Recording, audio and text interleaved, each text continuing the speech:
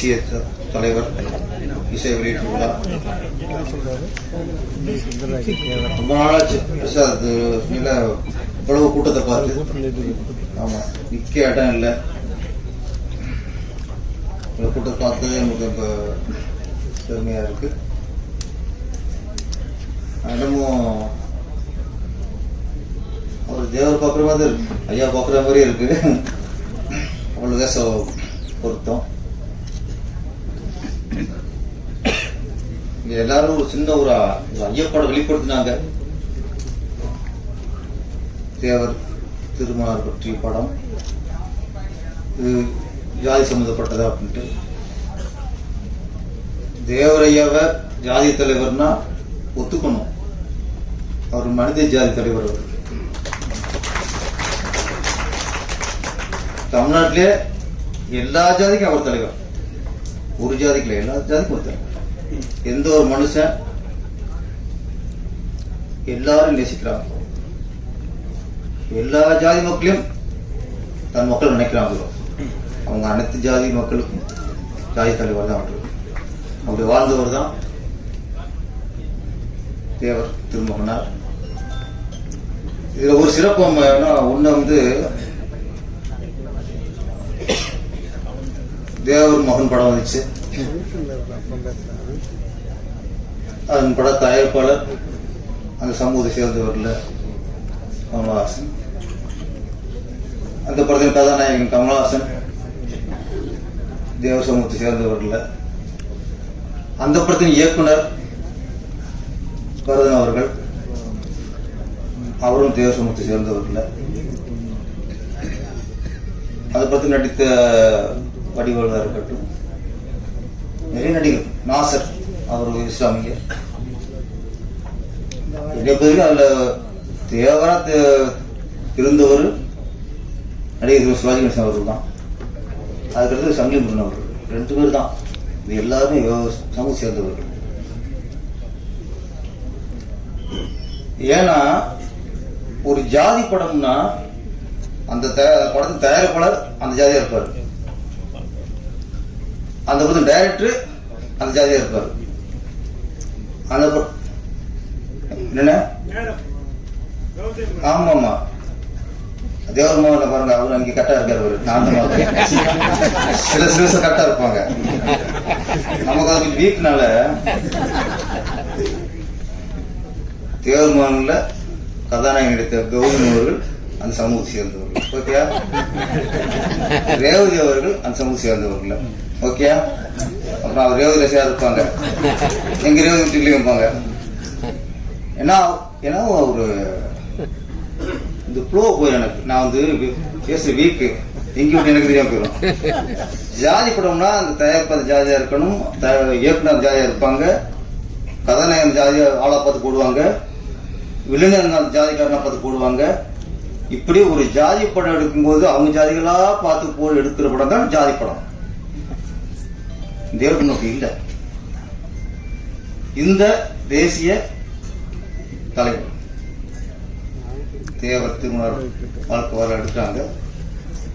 இதுல பாத்தீங்கன்னா தேவர் நடிக்கிறாருல்ல, அவர் தேவரா இஸ்லாமியர். தயாரிப்பாளர் இல்லைன்னு நினைக்கிறேன். இல்ல இல்ல. இயக்குனர் தேவரா இல்ல.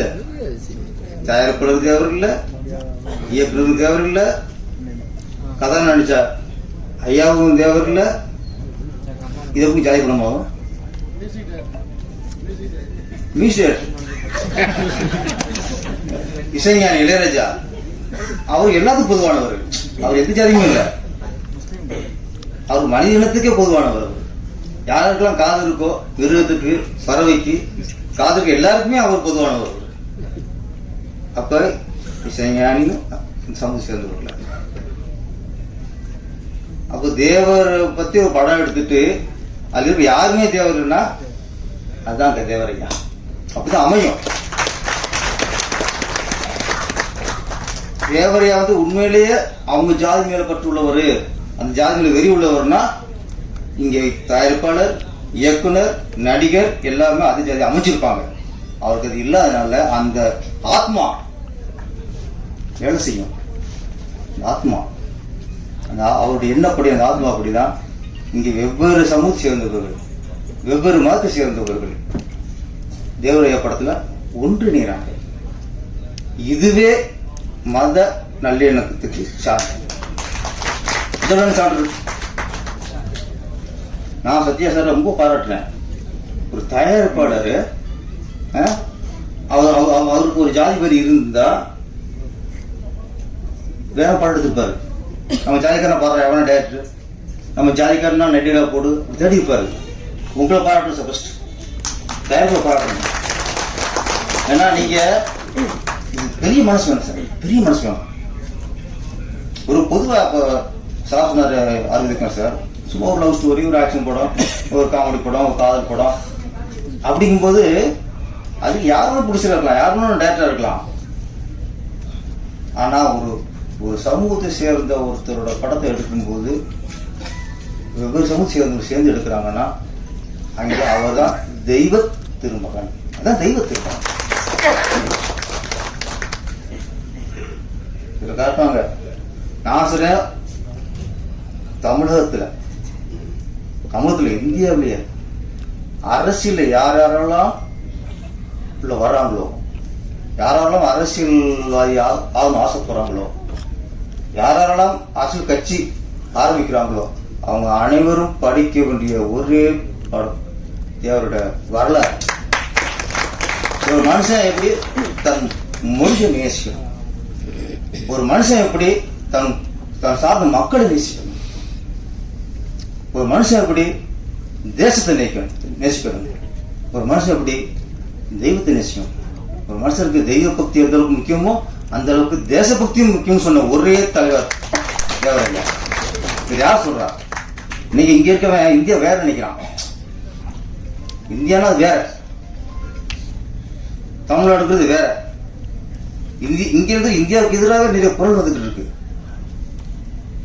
ஆனா தேசமும் தெய்வீகமும் எல்லாம் ஒண்ணுன்னு நம்ம சொன்ன தலைவர், தேசிய தலைவர். அங்கே கத்துக்கணும். ஜாதியை தாண்டி, மதத்தை தாண்டி எல்லாருக்கும் யாரு பொதுவா இருக்கணும் அவன் தான் அரசியல்வாதி. இந்த மக்களுக்காகத்தான் நான் இருப்பேன், இந்த மதத்துக்காகத்தான் நான் போராடுவேன் அப்படின்னா அவன் அரசியல்வாதி இல்லை. அரசியல்வாதி என்பவன் அனைத்து மக்களுக்கும் பொதுவானவன் தான் நல்ல அரசியல்வாதி. அது இல்லாம இந்த ஜாதி இந்த மதம் அப்படிங்கும் போது அது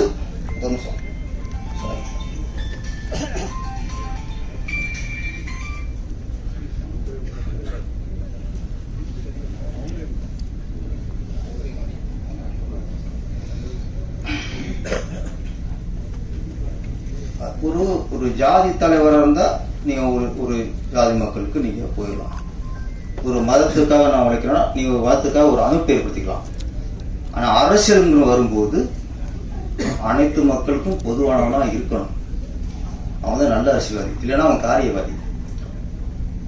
ஏன் தேவராஜனா அவருக்கு எல்லா மக்களும் ஒண்ணுதான், எல்லா மக்களும் ஒண்ணுதான். தாய்ப்பால் எங்க குடிச்சார்? அவர் இந்துவா பிறந்திருக்கலாம், ஆனா ஒரு முஸ்லிம் தாய்கிட்ட தாய்ப்பால் குடிச்சு வளர்ந்தார்.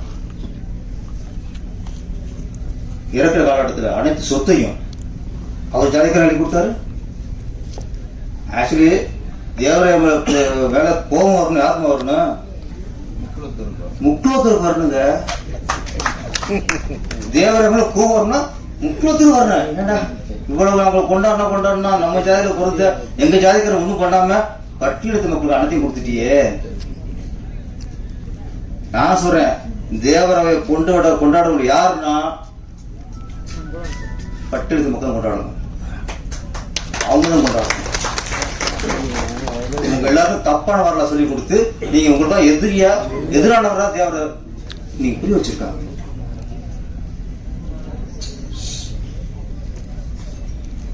அப்போ கோபப்பட வேண்டியது முக்குலத்தூர், கொண்டாட வேண்டிய யாருன்னா பட்டியலத்து மக்கள். அதை குறிச்சு நீங்க அப்படியே சில அரசியல் அப்படி மாத்தி போட்டோம். அதை சொல்றதுதான் இந்த மறைக்கப்பட்ட வரலாறு. இங்க நிறைய மாற்றப்பட்ட வரலாறு நிறைய இருக்கு, அது கொண்டு வரணும் அடுத்து. அதனால யாரு தேவர்மான் எப்படி டைட்டில் வைக்க போச்சு, தேவர்னு எப்படி ஒரு ஜாதி பேர் வச்சு கொண்டாட போச்சு. தேவர்மான் பார்த்துட்டு தேவதையா கோவப்படணும். அங்கே தேவர் தான் கடைசி சொல்றாரு கமலாசன், படிக்கணும் காட்ட மாட்டியா? யார் திட்டுறாங்க கடைசியா? நீங்க படம் எடுத்து கடைசியா தேவரை திட்டுறாங்க. முக்களுக்கும் கோவம் வருது, தேவருக்குள்ள கோவம் வரணும், முக்குளத்துல கோவம் வரணும். கடைசியா தேவர்மன் சில குறிப்புக்கு சொல்றேன். பொதுமக்கள் கொண்டாட்டாங்க, எல்லா மக்களுக்கும் தேவர்மனை கொண்டாட போனது. இதுல நிறைய இடங்கள்ல மீசோட வருவாரு, சில இடங்கள்ல மீசு இல்லாம வருவாரு. இளமையிலேயே குழப்பம் வருவான். ட்ரெயினில் பார்க்கும்போது மீசோட வராரு, மீசு இல்லாம வராரு. அந்த மீசை எடுத்த கதை எதுக்காக எடுத்தாரு? மீசைய கேரளா நினைக்கிறேன், கேரளாவில் அது இல்லையா, வள்ளலாருடைய வழிபாட்டு முறையை ஏத்துக்கிட்டாரு, அதனால தோற்றத்தை மாத்தினார். ஆன்மீகத்துல ஃபுல்லா ஈடுபட்டதுனால அவரு மீசை எடுத்துட்டார். பெண்களை மதிக்கக்கூடியவர், பெண்களை எல்லா பெண்களையும் தாய் நினைக்கக்கூடியவர், ஒரு அரசியல்வாதி அப்படி நினைக்கணும். அனைத்து பெண்களையும் ஒரு தாயை நினைக்கணும், சகோதரன் நினைக்கணும். அப்படி நினைச்சவர் தான் தெய்வ திருமகன். ஒரு நாட்டு மக்களுக்கு சேவை செய்ய வரவங்க, ஆசீர்வாதம் வரவங்க முதல்ல தேவராக முழுக்க தெரிஞ்சுட்டு அவரை படிச்சுட்டு உள்ள வரணும். இந்த ஆக்சுவலி இளையராஜா ஐயா சொன்னாங்களா கேட்டு வாத சொல்லி, இதுதான் கரெக்ட். இன்னைக்கு தேசியத்தை நேசிக்கிற ஆளு தலைமை யாரும் இல்லை தமிழ்நாட்டில், இல்லை வெவ்வேறு இதில் இருக்காங்க. தேசிய தலைவர் இல்லை. தேசிய தலைவர்ன்றது இந்த படத்துக்கு சரியான டைட்டில்.